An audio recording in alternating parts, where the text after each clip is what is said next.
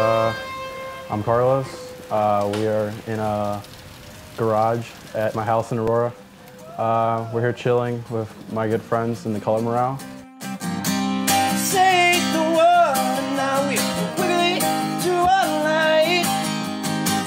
So much of any one thing at a time. We'll leave you behind. We're having an acoustic show. We're gonna be chilling with so many people here. We planned this whole event, it was like 2 months worth of planning, and we just wanted to do it. I mean, it's such an, I guess you could say honor, yeah, and have good friends here and overall have this awesome experience with my friends and everybody. We're dealing with the rain, but we're not gonna let it get to us. I mean, we're gonna have a good time no matter what happens. So that's the way we see it.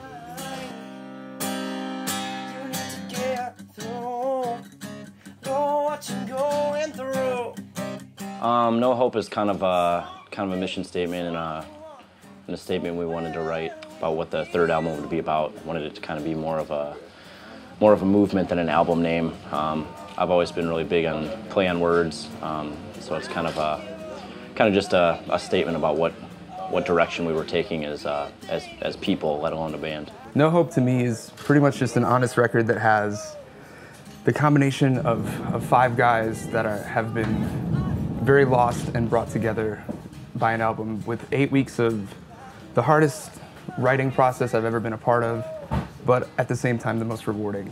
And I think it came together way better than any of us ever expected, and the response to it has been absolutely insane. I know our band on previous records and in the past had a lot of, I wouldn't say religious motivation, but Christian motivation, spiritual motivation in general. It applies to our personal lives because we and our fans we all go through the same issues, and I think that's something we needed to write about. Everyone goes through struggles with, whether it be family, with your relationships, and it's good to be able to have that different way to let stuff out and get stuff out through music. This is very absent in that area. It's kind of more of a gray area that I was in personally with religion.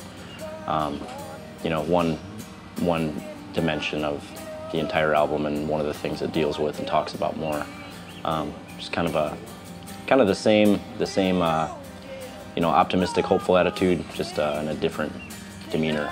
It's important for us to do shows like this, because this is what we grew up doing. I've been playing in punk rock bands, playing basement shows for the last 10 years of my life, and I think it's more important when you have this actual connection with people. We've played shows to 2,000 people, and honestly, this stuff means more to us. This is what our band, you know, did for 5 years straight before we were signed and touring. We played to 10 people sometimes. We played to other bands sometimes in basements, where if you stood on your tippy toes, you could hit your head in the ceiling. It's really important to always appreciate where you came from and where your roots are.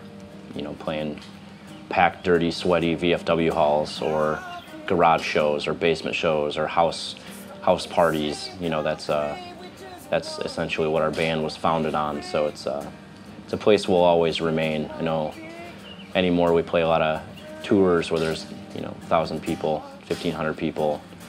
But where we're most comfortable and where we belong are playing packed, sweaty, dirty, disgusting shows where there's an intimate connection with the people that are watching. It feels normal. We're just dirty dudes. We're not rock stars, and we're just at home at a home show, you know.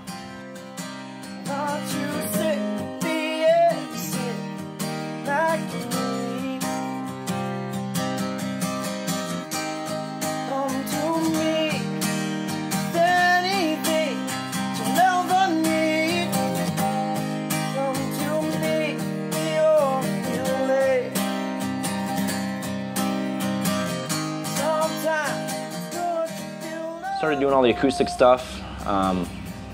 Just another element to the Color Morale that nobody really ever saw. And lately I've been just really into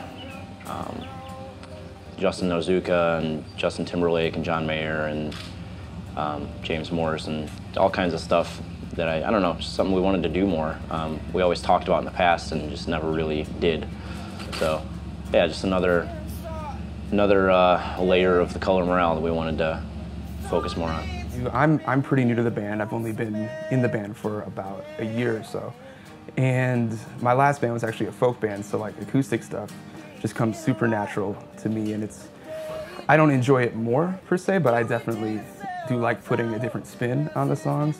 And I think if a song can hold up in its rawest form with an acoustic guitar and a voice, that's a good song.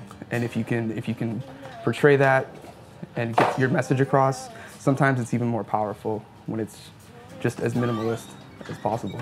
Fans, friends, this is what our band is. Doing an acoustic show in a garage in the middle of a tornado warning. This is what we are. It's awesome that we get to do this on the level and to the magnitude that we do now, and we're grateful for it. Everyone else brought us here. We just luckily get to do this. I don't have to work a 9-to-5 job I can't stand. It's awesome that we get to do this stuff, you know, tour the country, playing music, writing songs about, you know, shitty places we've been in life to help people through theirs, especially at younger ages, which is primarily what our shows are. So yeah, all you can say is thank you. Thank you, 100%. If it wasn't for you guys, we would be working crappy jobs at home. Music's the only thing that's ever made sense to me. Throughout my life, I wasn't a cool kid in high school, and I didn't play sports or any of that stuff. Like, music was the only thing that made sense to me. And now to be able to actually do that as a career, and to be able to do this and have your guys' support is absolutely insane, and letting me see things that I would never see. So thank you so much. Without you. Thank you guys.